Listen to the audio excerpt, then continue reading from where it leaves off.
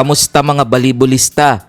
Pinataob ng FEO Dennis Tale ang Savage Spin Doctors 25-20, 25-22, 19-25, 17-25, 16-14. Tinanghal na best player of the game si Drake Saavedra sa likod ng kanyang 25 points mula sa 22 attacks, 2 blocks at 1 ace.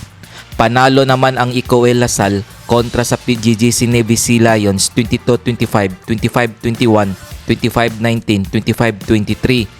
Tinanghal na best player of the game si Vince Maglinaw sa likod ng kanyang 21 points mula sa 18 attacks na may 3 digs at 14 excellent receptions.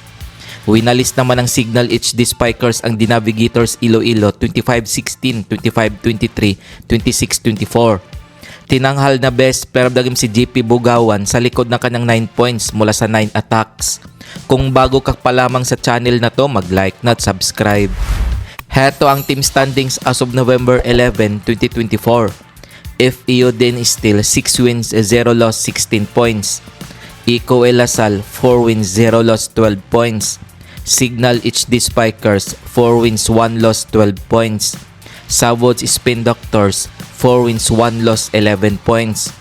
Criss Cross King Crunchers 3 wins, 1 loss, 10 points. Kung umabot ka dito sa video na to, mag-like na at subscribe. PGGC Navy Sea Lions 3 wins, 3 losses, 9 points. VNS Griffins 1 win, 4 losses, 4 points. The Navigators Iloilo 1 win, 5 losses, 2 points. Marty Limits 0 win, 5 losses, 1 point. Chichi Titans 0 win, 6 losses, 1 point. Heto ang mga laro ngayong November 13, 2024 na gaganapin sa Inares Sports Arena. Magtotos ang Chichi Titans at Venus Griffins alas 4 ng hapon.